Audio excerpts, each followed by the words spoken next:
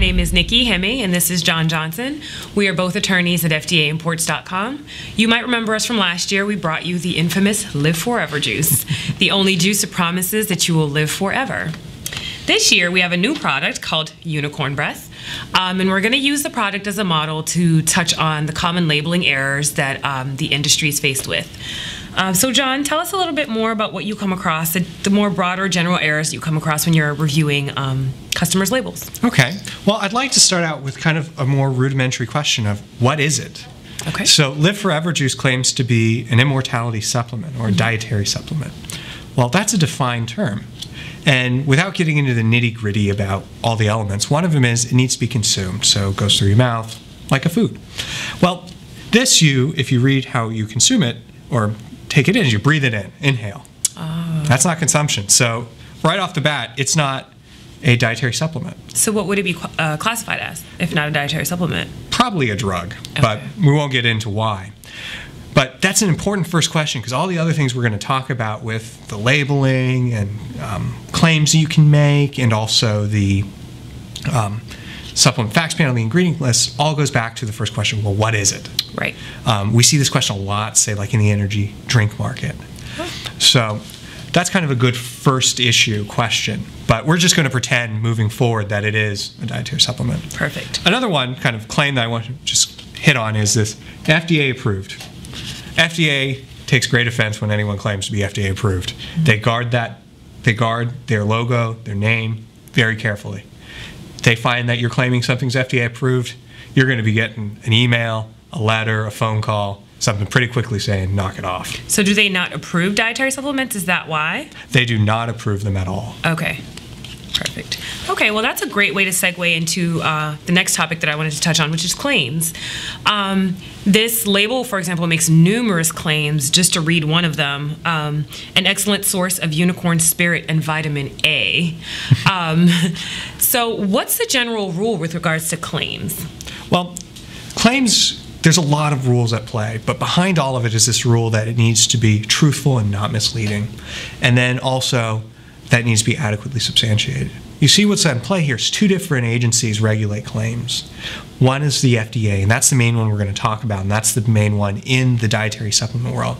But also in the background is the Federal Trade Commission, which is, they're really worried about substantiation. So for example, we see the claim, sniff my breath and never die. So, and with some other language in here, this product claims that you consume it, you're going to live forever. Mm-hmm. Now, the Federal Trade Commission is probably not going to be too happy about that in the sense of how is that substantiated? Is it adequately substantiated? Right. They're probably going to say no. You hit on another claim that, excellent source of vitamin A, but also the unicorn spirit.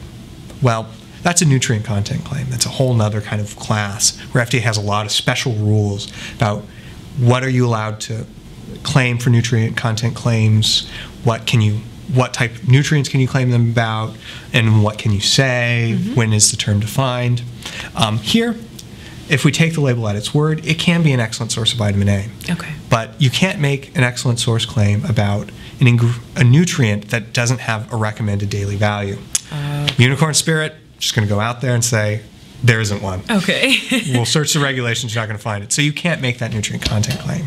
Okay, well, to continue down the claims discussion a little bit further, we've seen a recent growth in the green market. And so as consumers are becoming more and more concerned about where their food comes from and how it's processed, we're seeing a lot more manufacturers making claims like all natural or 100% organic on their labels. Can you talk to us a little bit more about those types of claims? Certainly. I'm really glad you mentioned that because we're definitely seeing a lot more of that. I'm going to say there's kind of three big claims that fit into two categories. There's first the all-natural and the GMO claim, so genetically modified claim. Well, FDA doesn't have regulations for that. They issued some guidance saying this is what the agency thinks about both claims, but they haven't really been enforcing them a lot. They haven't really been giving the industry a lot of guidance what they mean there. So there's that issue, but the states are kind of picking up the gap there, especially in the world of all natural. We've seen a lot of civil litigation at the state level, fighting over what does that term really mean. Because there's no definition. Yeah, because there's no federal definition, so there's this gray area, which is kind of scary from a marketing standpoint, Right. from a regulatory standpoint, really, because you don't know when you might get sued and under what basis. But in the other category, kind of all the way over here, is organic claims. So right here we see USDA organic. This is much more comfortable. So FDA doesn't regulate organic claims. It's the USDA. Okay. They are very specific about, when can you make the claim? What are you allowed to put on the label? What must you say? How many organic ingredients, the percentage do you need to be able to make each claim? And also that it's certified by an appropriate body. So the organic's in a whole nother category, and it's kind of a little bit more comforting for everyone to be able to make those claims because there's certainty there. Wow, that's interesting. There's quite a bit of interplay between agencies with regards to claims. But stepping away from claims for a second, let's discuss the supplement facts panel. That's a very technical area, and it's probably an area where you can make the most mistakes sometimes. So can you tell us some of the common or most obvious errors that you see with the supplement facts panel? Certainly. Now, one of the big things with supplement facts panel is I don't think we do a review, or maybe there's one, where there isn't some objection. There's numerous pages just for this little box about how it needs to be formatted, what words do you use, where do they go. Yeah, in the regulations. Okay. So understandably, a lot of people get confused. There's a lot of different ways that someone can mess it up, kind of be outside the regulations. There's a lot of wrong things here. I'm just going to hit on a few. Okay. One, where the phrase supplement facts is, needs to be up higher. Also here, there's no lines. There needs to be some thin lines. There needs to be some thick lines dividing it up so we know what's going on. Okay. Now, if we get a little bit more into the nitty-gritty, vitamin A, while yes, it has a % daily value, the amount or serving is not declared in milligrams, but in international units. Oh. Now, Unicorn Spirit, which I don't think is properly named, but we'll put that aside for another day, is in international units. Chances are it should be in milligrams or grams.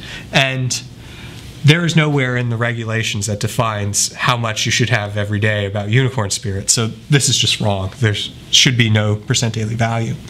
Now here, this is right, that taurine, a common ingredient, say in energy drinks, doesn't have a recommended % daily value. Right. So it rightfully has a little asterisk to tell the consumer, the user, that, hey, there's no recommended daily value. The problem here is there should be a footnote explaining what that asterisk means. Okay. It's missing. These are just some of the many errors that we see that are in here and that we see every time that we do these things. Okay, so right below the supplement facts panel, I see that there's a statement of ingredients. Unicorn breath being one of them, and bacon flavoring. Is there a particular way, or is there a rule about how ingredients are to be declared on labels? Well, there's a basic general background rule behind all of this. It's the idea that each ingredient needs to be declared by its common or usual name. So general prohibition against collective naming, like natural ingredients. That's not going to fly. You need to say, what are the natural ingredients? And you need to declare them by their common or usual name. Now, I keep harping on that phrase, common or usual name, because a lot of marketers, especially in the green GM, market, want to put claims in like, from non-GMO soybeans, which, is important, and they want to get that out there. And if they want to, they need to not do it in the ingredient list. That we've seen FDA object from time to time about that issue. I know I said generally FDA hasn't said much about GMO, but they have been very clear, don't clutter up the ingredient list with things like non-GMO soybeans. So keep it to the common or usual name and try and get those claims out of there. So they can be made, but just separately outside of the ingredients list? That they can possibly be made, but don't make it in the ingredients list. Gotcha. That is inviting some FDA scrutiny. Okay. Well, John, most of what we've talked about today has been at the federal level. Can you tell us a little bit more about how the state is implicated, or how various state laws are implicated? I know a lot of the all-natural claims, litigation regarding all-natural claims have occurred at the state level, but there's even Prop 65 issues in California, for example. How do those come into play? Nikki, you hit on something that's key that you can't forget about the states. That by and large, yes, the FDA kind of almost controls the whole field and labeling and what needs to be said and how do you say it and what can be said.